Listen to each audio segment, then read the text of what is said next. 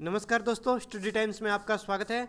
आज के इस वीडियो में हम बात करेंगे राजस्थान JEE हेल्पर 2 के जो डॉक्यूमेंट वेरिफिकेशन है उससे संबंधित बात करेंगे। पहले मैं आपको आंसर की से संबंधित बता देता हूं कि जो फाइनल आंसर की है वो विभाग द्वारा 3-4 दिन हो गए और जारी कर दी गई थी, लेकिन वो वेबसाइट है वो नहीं ओपन हो रही है। उससे संबंधित जो सूचना आ रही है इसमें फाइनल आंसर की पर अगर हम क्लिक करते हैं तो उससे संबंधित ये सूचना आ रही है कि रिवाइज्ड की लिंक विल ओपन शॉर्टली, यानी शॉर्टली का मतलब कुछ ही देर बाद ये लिंक एक्टिवेट हो जाएगा। आज 24 फरवरी हो चुकी है और ये जो रिवाइज्ड की लिंक विल भी ओपन शॉर्टली ये कल से आ रहा है, लेकिन अभी तक ओपन नहीं हो रहा है। आशा करते हैं कि शाम तक ये ओपन हो जाए। इसका मतलब नेटवर्क प्रॉब्लम है और पहले 503 एरर आ रहा था इसमें, और लेकिन अब ये एक नया मतलब इसमें दे दिया गया है सूचना कि कुछ ही समय बाद ये ओपन हो जाएगी।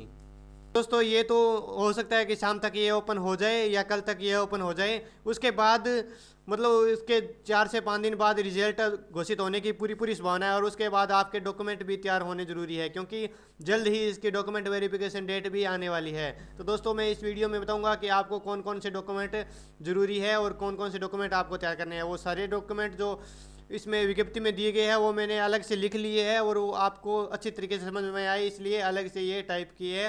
तो चलिए दोस्तों आपको बता देता हूँ कौन कौन से डॉक्यूमेंट ज़रूरी है। पहले चलिए दोस्तों आपको बता देता हूँ कि इसमें इंपॉर्टेंट सूचना है कि इसमें उम्मीदवार है वो 1.5 गुना अभ्यर्थी डॉक्यूमेंट वेरिफिकेशन के लिए जाएंगे, जिसमें इसका मतलब ये है कि जो कट ऑफ है वो हाई जाने की संभावना है। उसके बाद जो कट ऑफ अब आएगी उसके बाद कट ऑफ 4 से 5 नंबर आगे जा सकती है। चलिए दोस्तों बात करते हैं डॉक्यूमेंट की। तो सबसे पहले आपके पास होना चाहिए आवेदन का प्रिंट आउट। आवेदन का प्रिंट आउट मतलब आपने जो फॉर्म अप्लाई किया था उसका जो प्रिंट आउट है वो आपके पास होना चाहिए, और आपने जो फीस जमा कराई थी यानी ऑनलाइन आपने लगभग ऑनलाइन कराई होगी फीस जमा, या आपने बैंक से कराई होगी, तो वो जो ई मित्रा की रसीद है ऑनलाइन अगर कराई है तो आपके पास वो रसीद मतलब जो आपने फीस जमा करी उसके बाद आपने जो प्रिंट आउट कटाया उसमें ही उस फीस से संबंधित प्रिंट आउट दिया होगा। आप देख सकते हैं चेक करके, अगर नहीं दिया तो आपको वो निकलवा लेना चाहिए जो आपका ई रसीद का प्रिंट आउट है। उसके बाद बात करते हैं तो उसके बाद एडमिट कार्ड की स्लिप। इसमें बहुत सारे अभ्यर्थी तो क्या कई कह रहे हैं कि इसमें एडमिट कार्ड स्लिप नहीं चाहिए। इसमें एडमिट कार्ड स्लिप बहुत ज़रूरी है। अगर आपके पास एडमिट कार्ड स्लिप आप देख सकते हैं, एडमिट कार्ड स्लिप जो आपको दी गई थी जब आपने पेपर दिया तो उसमें स्पष्ट लिखा है कि ये स्लिप है वो डॉक्यूमेंट वेरिफिकेशन के समय आपको उपस्थित यानी वहाँ पर आपको देनी होगी। तो ये इसमें स्पष्ट लिखा है, तो ये बहुत ज़रूरी है। इसमें कई मतलब यूट्यूबर ही कह रहे हैं कि एडमिट कार्ड स्लिप की ज़रूरत नहीं है, तो वो बिल्कुल गुमराह कर रहे हैं। आप जो स्लिप आपको दी गई थी आप उस पर चेक भी कर सकते हैं, उस पर स्पष्ट लिखा है कि ये स्लिप आपको दस्तावेज सत्यापन के समय उपस्थित करानी होगी। और दोस्तों बहुत सारे अभ्यर्थी मुझे पहले भी कह रहे थे कि उनकी जो स्लिप है एडमिट कार्ड की स्लिप वो गुम हो चुकी है। तो दोस्तों ये वैसे बहुत ज़रूरी है, लेकिन अगर आपकी गुम हो चुकी है तो वो आपातकालीन आपका एक मतलब अलग से आ गया, तो उसमें आपके पास प्रिंट आउट ज़रूरी है, रसीद का स्लिप भी ज़रूरी है। अगर जिनके पास गुम हो चुके हैं उनका मतलब अगर आप दस्तावेज सत्यापन के समय वो अधिकारी अगर करना चाहे तो कर सकते हैं। अगर आप अभी बात करना चाहते हो तो ऑफिशियल वेबसाइट पर उनके नंबर भी दिए गए हैं JEE हेल्पर 2 के, वहाँ पर भी आप कनेक्ट करके आप उनसे अभी बात कर सकते हो, क्योंकि ये उसमें स्पष्ट लिखा गया था कि स्लिप ज़रूरी है। तो उसमें हो सकता है उनका हो जाए, क्योंकि उनका गुम होना एक मतलब वो छोटी रसीद थी, हो सकता है उनका उसमें ज़रूरी इसलिए है क्योंकि इसमें जो QR कोड थे पेपर के वो स्लिप में लिखे गए थे, और वो वहाँ पर चेक किए जाएंगे कि इनका पेपर है मतलब ये इन QR कोड पर इनका पेपर हुआ था। तो दोस्तों उनका हो सकता है वैसे अधिकारियों से आप बात कर लें, वो हेल्पर 2 की वेबसाइट पर नंबर दिए गए जिनकी गुम हो चुकी है, अगर जिनके पास है वो संभाल कर रखें।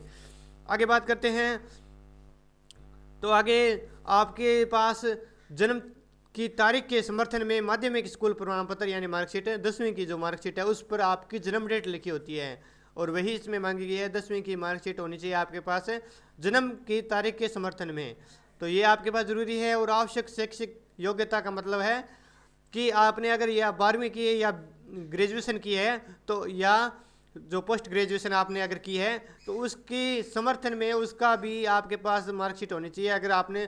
अगर आप जब फार्म अप्लाई किया था उसमें आपने जो आपने डिग्री या ग्रेजुएशन आपने लिखी थी उसके समर्थन में उसकी जो मार्कशीट है वो भी आपके पास होनी ज़रूरी है। इसके अलावा आगे बात करें तो SC ST या OBC का जाति प्रमाण पत्र भी आपके पास होना चाहिए। SC और ST का जाति प्रमाण पत्र कितना ही पुराना हो वो चल सकता है, लेकिन OBC का जो जाति प्रमाण पत्र है उसमें फिक्स है 6 मंथ, वो 6 मंथ से पुराना नहीं होना चाहिए। OBC का जाति प्रमाण पत्र वो 6 मंथ से पुराना नहीं होना चाहिए, ये स्पष्ट लिखा गया है।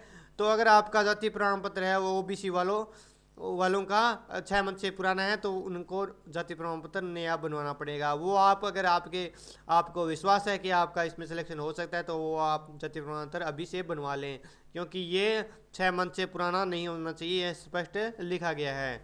और SC और ST का जाति प्रमाण पत्र 10 साल तक पुराना है तो वो चल सकता है।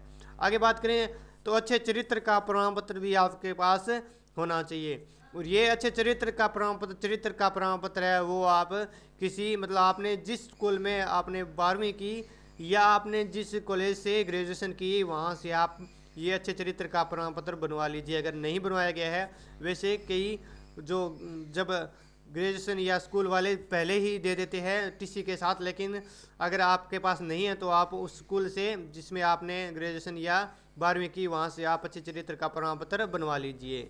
इसके अलावा बात करें आगे तो यदि आप विवाहित है तो सक्षम प्राधिकारी द्वारा जारी किया गया विवाह प्रमाण पत्र भी आपके पास होना चाहिए।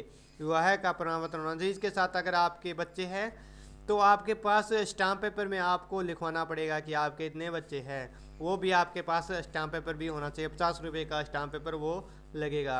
इसके अलावा TSP क्षेत्र सहारा के लिए जो उत्कृष्ट खेल व्यक्ति भूतपूर्व सैनिक, यानी इसका मतलब है कि अगर आप TSP क्षेत्र से है तो आपके पास TSP का प्रमाण पत्र, अगर सहारा मतलब अगर आप उत्कृष्ट खिलाड़ी है, अगर आप उत्कृष्ट खिलाड़ी तो आपके पास खेल का प्रमाण पत्र भी उसमें होना चाहिए, क्योंकि खिलाड़ियों को इसमें 2% इसमें अलग से रिजर्वेशन दिया गया है। अगर आपको उसका फ़ायदा उठाना है तो आपके पास खेल का प्रमाण पत्र होना चाहिए। भूतपूर्व सैनिकों के लिए भी अलग से रिजर्वेशन इसमें दिया गया है, तो उनके पास भी भूतपूर्व सैनिक का प्रमाण पत्र भी उनके पास है होना चाहिए, क्योंकि ये प्रमाण पत्र जो जातीय प्रमाण पत्र है या ये TSP उत्कृष्ट खिलाड़ी या भूतपूर्व सैनिक का प्रमाण पत्र है, ये आपको रिजर्वेशन मिलने के लिए है।